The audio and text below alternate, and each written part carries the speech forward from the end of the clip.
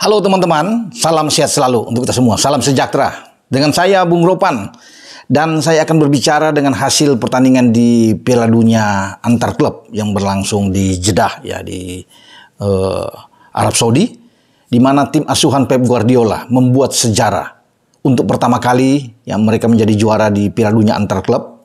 Dan ini sensasional kalau boleh saya katakan bagi Pep dan seluruh tim Manchester Biru atau di Citizens yang berhasil mengalahkan Fluminense di babak final Piala Dunia antar klub ya dengan skor yang sangat telak 4-0.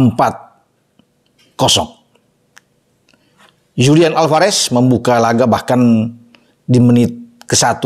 Sebelum menit ke-1 mungkin 40 detik. Dan ini juga gol tercepat sepanjang sejarah di Piala Dunia antar klub ketika dia memanfaatkan bola pantul yang dilakukan oleh Nathan Ake dan dia bisa menyambar dengan dadanya untuk menggetarkan gawang Fluminense.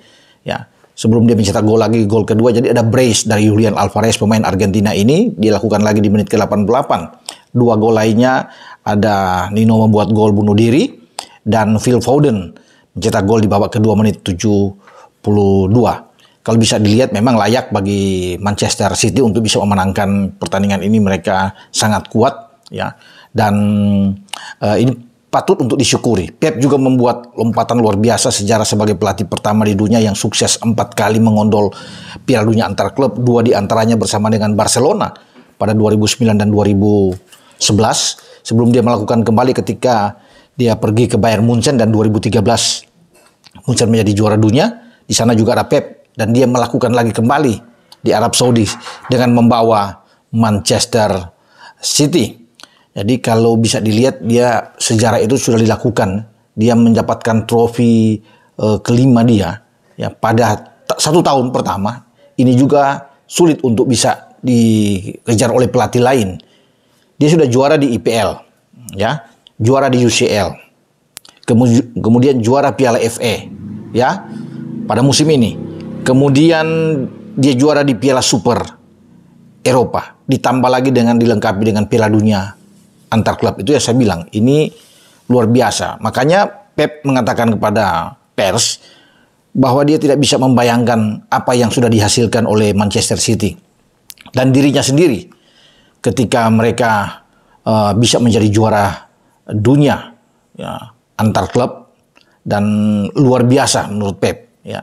Sulit dilupakan ini, bahkan ketika dia tidak menjadi pelatih lagi, dia akan terus bisa mengenang kesuksesan dari Manchester Biru. Dan ini di belakang saya mereka merayakan selebrasi mereka setelah mengalahkan wakil dari Brasil juara Piala Libertadores Fluminense dengan 4 gol clean sheet. Dan Kyle Walker yang ditunjuk sebagai kapten ke-11 mengangkat trofi yang dibawa oleh Presiden FIFA yaitu Infantino. Dan saya bisa melihat ini momen-momen mereka ketika inilah Infantino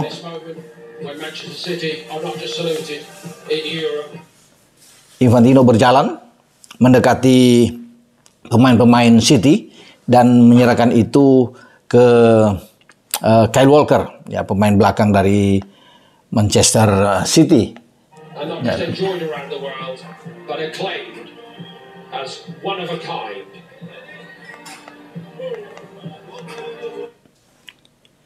Inilah momen bersejarah ya bagi City ketika mereka sukses dengan Pep.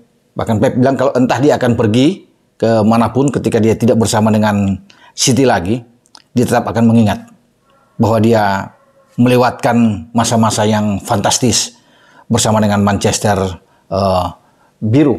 Dan ini penyerahan dia.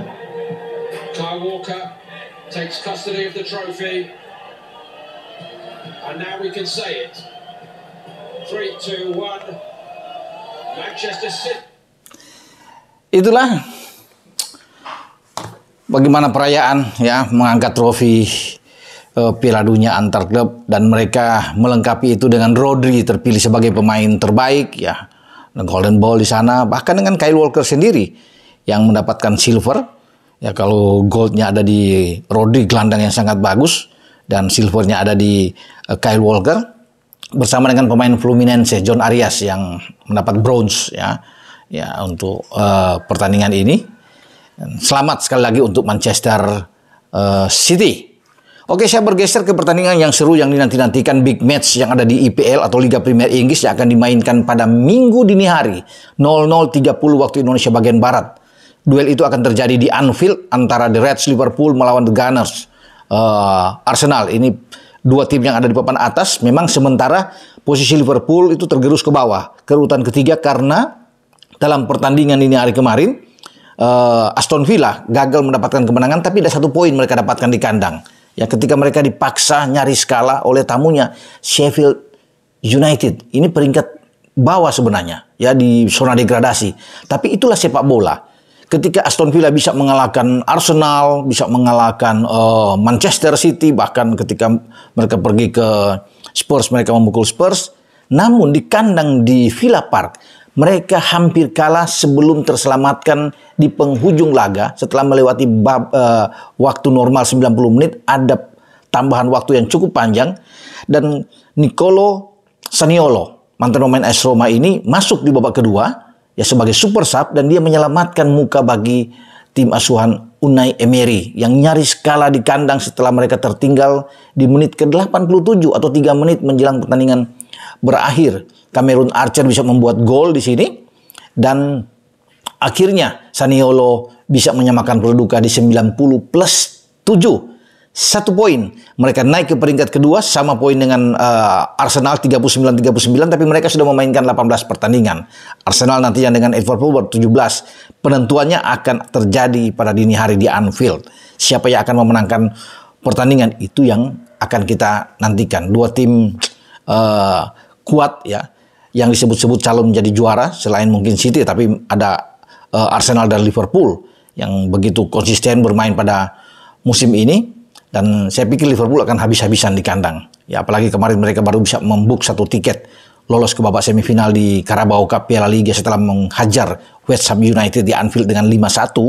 Sekarang mereka termotivasi untuk bisa mengalahkan Arsenal. Satu-satunya jalan bagi Liverpool harus bisa mengalahkan Arsenal agar mereka ada di puncak. Sekarang selisih mereka 1. Ketika Arsenal 39 dengan Aston Villa 39, mereka 38. Dengan ketambahan 3 poin ini akan bagus. 41 poin. Mereka ada di puncak klasmen. Itu mereka harus lakukan dengan kerja keras. Ya. Bagi Jurgen Klopp, kalau bisa melihat tidak ada Maka atau McAllister di sana, ya Robertson juga tidak ada, pasti Tsimikas akan bermain di kiri. Kemudian posisi dari Maka ini akan ditempati oleh Wataru Endo. Pasti dia akan bermain di tengah. Bagi klub akan menempatkan dengan Dominic Szoboszlai dan Curtis Jones. Mungkin ini yang akan ditampilkan pertama. Kalau di belakang kan sudah pasti Trent di kanan. Kemudian Konate akan mendampingi Virgil van Dijk di bek tengah. Eli Becker akan bermain di posisi penjaga gawang. Kemudian nanti yang di depan Muhammad Salah akan bermain di kanan. Nunez yang bermain sebagai striker dan Luis Diaz bermain di kiri. Ketika Diogo Jota juga mengalami cedera, ya pasti itu 3 pemain ini. Itu starting 11 menurut saya akan ditampilkan. Ini starting 11 terbaik saya pikir. Di saat Jota tidak ada, ya Robertson juga tidak ada di sana. Nanti di babak kedua mereka punya kedalaman juga. Oke, ada Cody Gakpo yang bisa masuk, ada Harvey Elliott yang bisa dimainkan juga di babak kedua. Nah, bagaimana dengan Arsenal? Ya, Arteta juga akan memainkan pemain-pemain yang sudah selama ini kita tahu bersama, tidak akan merubah. Apalagi dari posisi tengah kan ada Odegaard di sana, ada Kai Havertz yang bisa bermain, bisa mengendalikan posisi di tengah. Kemudian ada Declan Rice yang akan tampil di depan, ada Saka akan bermain di kanan. Ya, kemudian ada juga Gabriel Jesus, ada Martinelli. Inilah ya, saya pikir amunisi terbaik yang ada di Arsenal yang akan ditempatkan oleh Arteta ketika mereka datang ke Anfield. Tentunya Saliba dan Gabriel akan melakoni pertandingan yang berat. Mereka akan jatuh bangun saya pikir. Ya, di depan penjaga gawang David Raya untuk bisa menghalau setiap serangan dari Mo Salah dan kawan-kawan. Kita akan tunggu duel ini yang bakal berlangsung sengit. Tentunya Arsenal juga tidak ingin kalah. Ya, memang seri sudah cukup buat mereka. Tapi mereka kalau bisa memenangkan pertandingan ini, mereka akan semakin nyaman di puncak klasemen. Tapi itu pun mereka sulit untuk bisa mengalahkan Liverpool ketika datang di Anfield. Ya, musim lalu ketika mereka unggul 2-1, bisa disamakan 2-2 oleh Liverpool. Dan mereka paling tidak mencapai hasil imbang kalau datang ke Anfield kalau bicara di IPL ini ya. Dan mereka berat kalau bisa melihat ke sini yang dipersempit aja 5 musim terakhir mereka tidak pernah berjaya untuk bisa datang ke Anfield, dan Liverpool selalu kuat ketika bermain di kandang, dan apalagi pada pertandingan ini mereka akan coba untuk menggempur habis pertahanan bagi Arsenal dan mereka ingin mendapatkan 3 poin. Nah, kita tunggu bersama duel yang berlangsung di Anfield antara Liverpool menghadapi pasukan Arteta, Arsenal. Dengan saya, Bung Ropan. Ciao.